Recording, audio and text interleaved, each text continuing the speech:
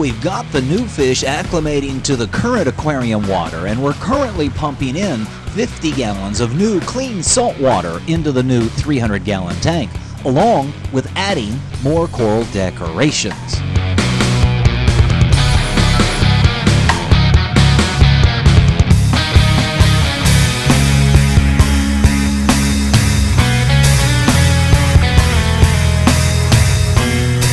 So while I've been decorating the big 300, I've been filling up the 215-gallon with the balance of the 50 gallons. It's now running as well, and we can finish cleaning it up too.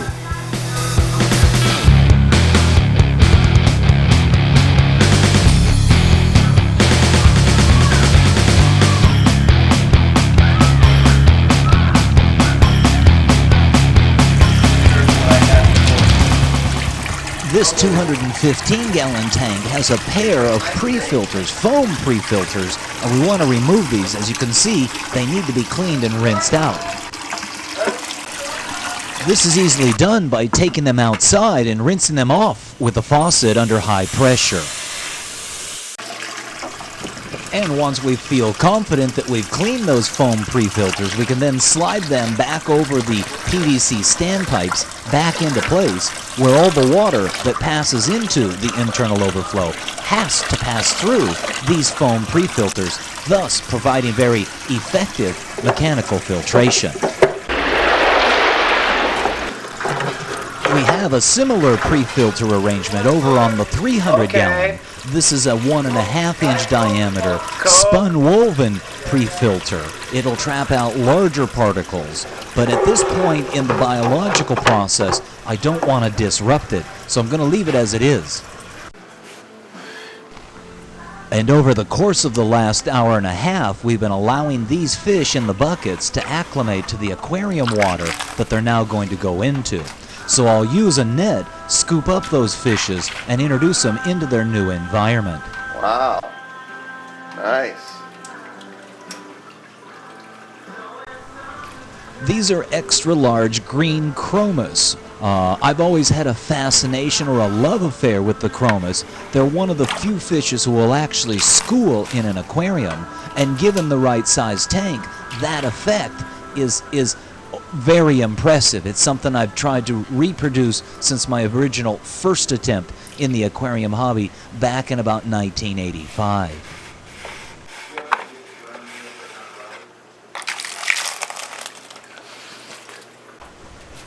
Chromis are in the damselfish family. They're probably the most social damsel in the entire family of damselfishes. As I mentioned, they're one of the few fishes in the aquarium hobby who will actually school as a group, and the larger the tank or the greater the numbers, the more impressive the effect. Unfortunately, chromis damsels seem to suffer from a bacterial infection, or we'll just simply call it a red sore infection. Typically, only 1 or 2 out of a number of batches is hardy enough to even make it back into the distribution system, let alone into the customer's aquarium. As the aquarium maintenance person, what I've done is I've held these damsels for at least 2 weeks in advance, allowing them to adjust or acclimate to a captive environment. Hopefully, this relieves the stress factor and allows them to adjust to a captive environment much more readily. And here we're adding back some of the homeowner's fish from the 215 to their new home, the 300-gallon. That'll include the flame angel, the chocolate tang, and a pair of clownfish. Jim will try to capture them by hand.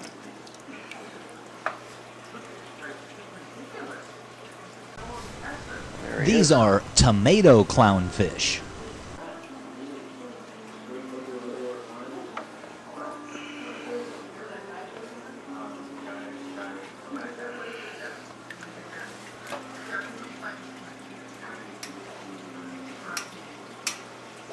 Along with a snowflake eel. There's my snowflake. Uh-oh. Eat a slimy one. Hold on, baby.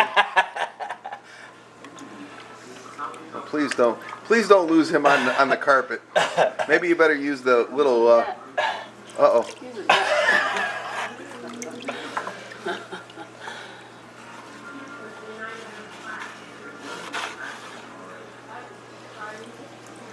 There's my snowflake. Oh, there you go, baby. New home. So as always, adding new fish to a tank that's been established by damsels only is a territorial adventure. Uh-oh. Uh-oh. The blue, uh-oh. Uh-oh. Uh-oh. Those blue damsels don't like the chromis in their cave. They're getting the chromis are getting chased out of their cave.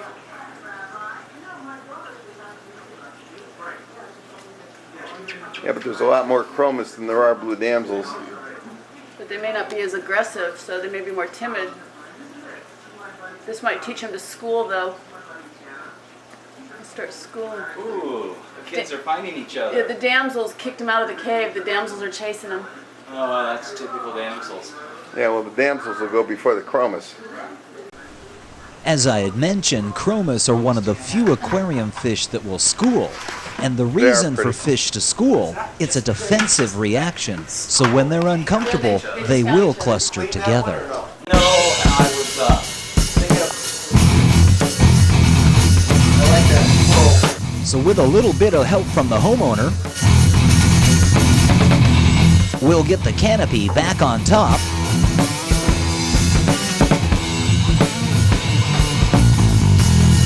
And I can clean up the outside of the old 215-gallon tank.